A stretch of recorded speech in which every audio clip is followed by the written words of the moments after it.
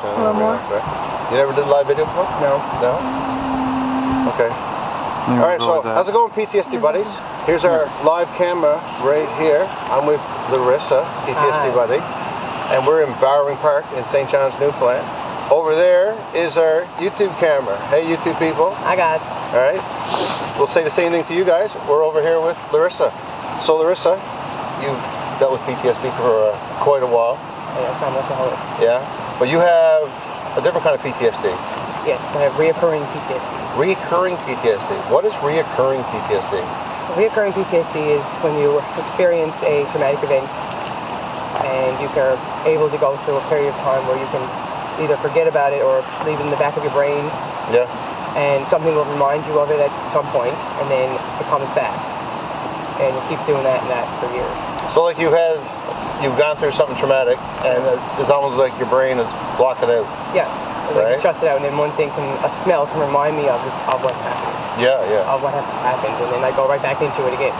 So that happened to you. So, I mean, I don't want you to go into detail unless you want to. But how did PTSD enter your life? I was abused in relationships. My first relationship was with my oldest daughter's father. He was very physically abusive, mentally abusive, and that is what brought me into my PTSD. Yeah.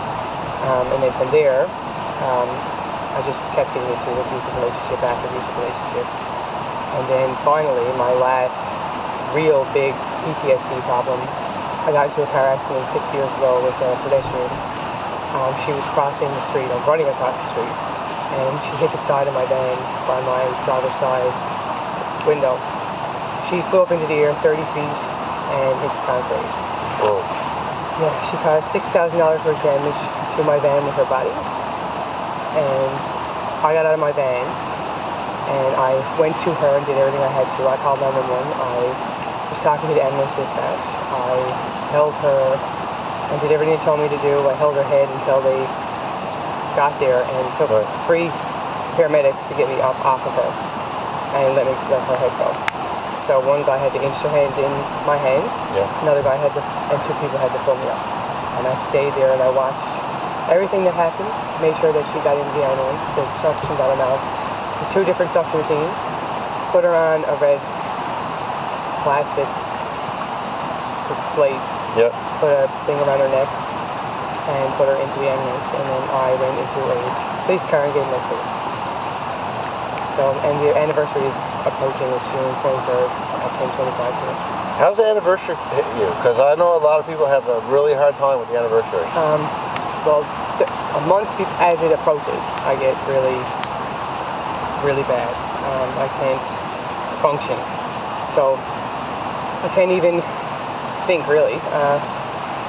All I can think about is, all I see is her all the time, everywhere I go. If someone has black hair, that's her. If someone has a spotted dress, that's her. If someone has a fancy purse, that's her. Yeah.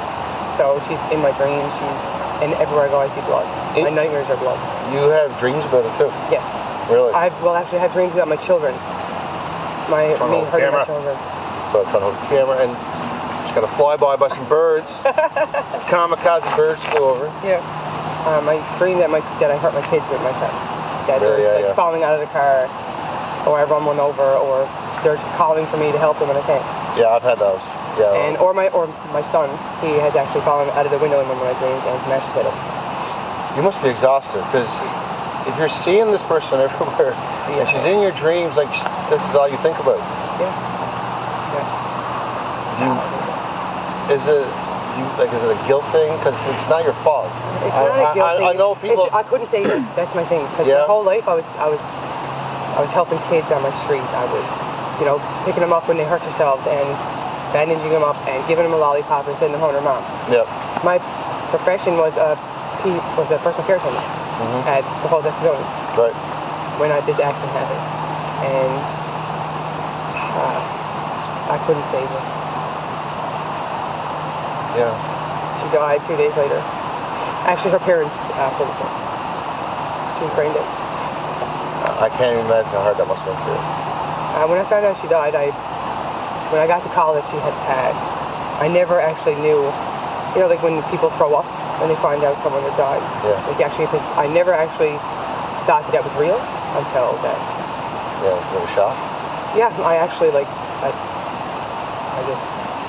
ran upstairs and threw up everywhere. Yeah. So this accident, is this what happened now to bring back everything that happened before? Even, yeah, like I was able to cope with my ADHD without any medication until this car accident, and now I can't even clean my house without my medication. I can't go for a drive, can't walk, can't think. No pieces fit together. What medication are you on? Ritalin. Really? Yep. Yeah. And so what happened in like the first, like in the beginning when you're younger? Was that like? Did you not remember that? All that stuff was just like I forgave him. Okay, so you remembered it. I remembered it. I just forgave him. And said, I can do this. You were able to deal with it. I can live my life like this. Yeah. I'm perfectly fine with having my life like this. Yeah. I can do it. So you never shown any signs of or symptoms? No. Okay, great. But then after that, no. Well, what kind of symptoms are you showing now? I don't sleep. I don't eat. Well, I understand the sleep. My God, if you're seeing this at night, yeah. I don't eat because when I'm stressed, I don't eat ever. It's just constant days, I guess you would say. Yeah. I'm not like I was when it first happened. I'm not a zombie. Because when it first happened, for 4 years, I can't remember my kids' lives. I totally checked out. Yeah. My mom had to take him. And it's only the past 3 years that I'm coming around because I haven't let her go. So when I got pregnant and her 6 months through my pregnancy, I smartened up and something clicked and said, okay, you're a mom. Give this up. Like, we can do this. Everything is fine. We can get this under control. Yeah. I don't know how, but it did. It sounds like all your trauma just hit you all at once. Yeah. But as soon as that car accident happened, I did everything I could because I was just after finishing my PCA course, so I knew exactly what to do. I knew that she needed to be made sure that she wasn't bleeding. She was breathing, but she was non-responsive at first. But when I called her name, she hitched her breathing. She'd go, and she only done it once, and then she wouldn't do it again. So after that, I'm thinking she's fine. I can't imagine how hard it is. But I never let her go. I never left her side for a second. I didn't move away from her. I did not let anyone go anywhere near her. Her friend was leaning over her, and I told him, if you don't get off of her, I'm going to throw you somewhere. Because he was leaning on her chest, she couldn't breathe. Yeah. You feel very respectable over her, right? Yeah, I did. Yeah. She was, hurt. So your sleep, are you not sleeping at all? Are you having like broken sleep where you only sleep in a couple hours and wake up, sleep a bit more, or? Sometimes I don't sleep at all. Yeah. Sometimes I can go a week without sleep. How are you, like, I don't know. How are you going? I don't know. I always give it a choice. It just happened. I don't know. Yeah. You just, so like, There's no choice. I can't even imagine like me, I'm a mom too, so like I gotta watch what they're doing.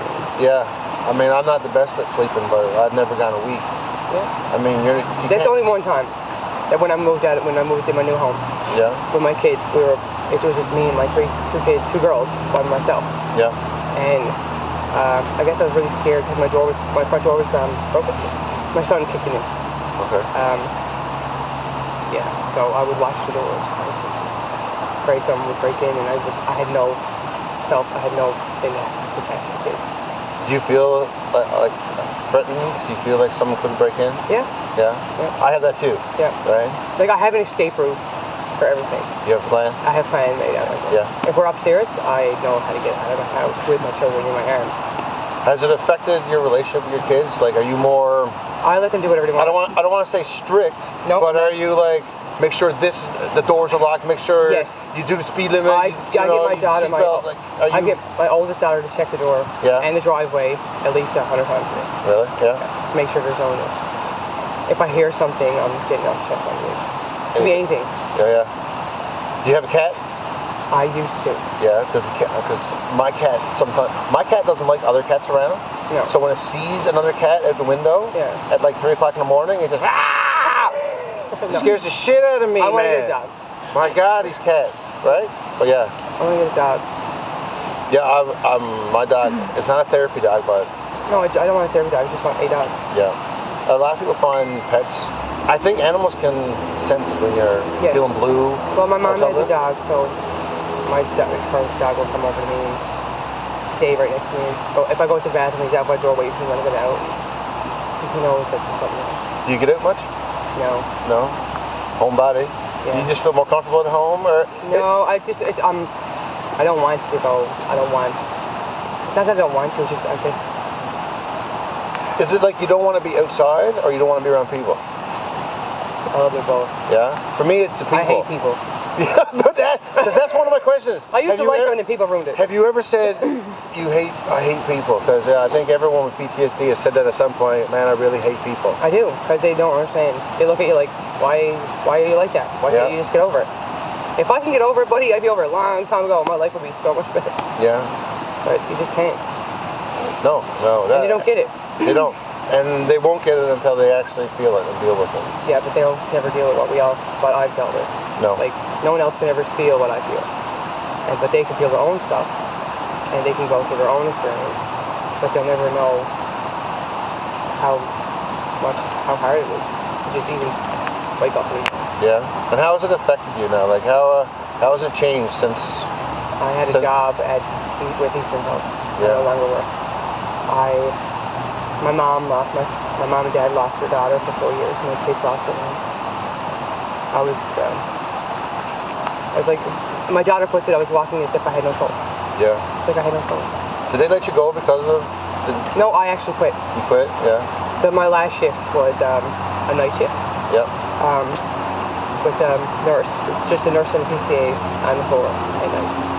And I was walking down the hallway doing my rounds as normal. And I look in the room and my nurse friend was sitting on the bed back onto the door, and she had black curly hair, just like the girl. Just like the girl. And she wasn't moving, she was motionless, and I just... You're going to see her probably every day at that job. Yeah, like, right? Well, I did actually. Yeah. But this time I seen, like, I actually thought it was her coming back to haunt me for a mistake that I... Leave your face. Yeah. Yeah, I can only imagine. I actually had to get my brother to leave, to come to my work and drive behind me to go home. Yep. And then I quit. I couldn't do anything. How long ago was that?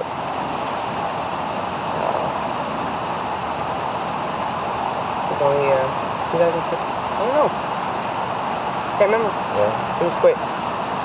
So how's your days filled now? I just put my kids. Right. When I ask that, I don't mean what you do from day to day. What are you doing to try to overcome this PTSD? And have you found anything that works?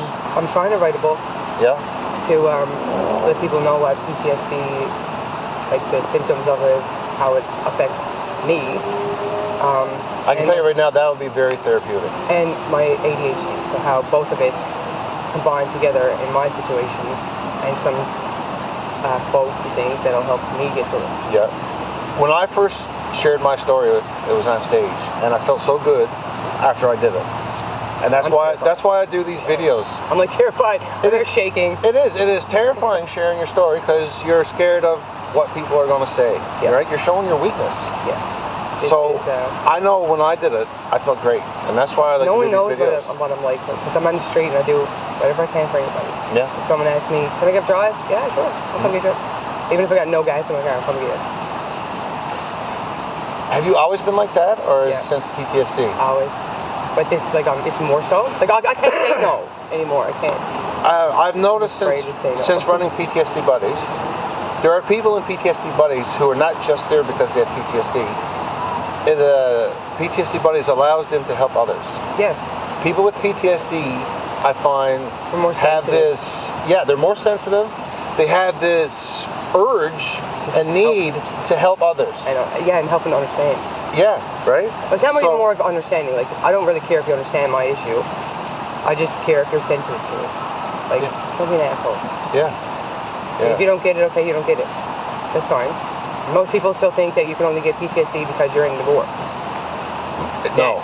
No. And that's not true. No, that's not true. At all. You can get PTSD by just trying to make Leafs fan. Hey, I am trying to make this. I am too, okay? It's traumatic. It's traumatic. All the time. Especially when you're playing Boston. You're a Boston fan. Oh my God, my ex-husband loves Boston. I hate that. What? I hate that team. Oh my God, no wonder he's traumatic for you. What?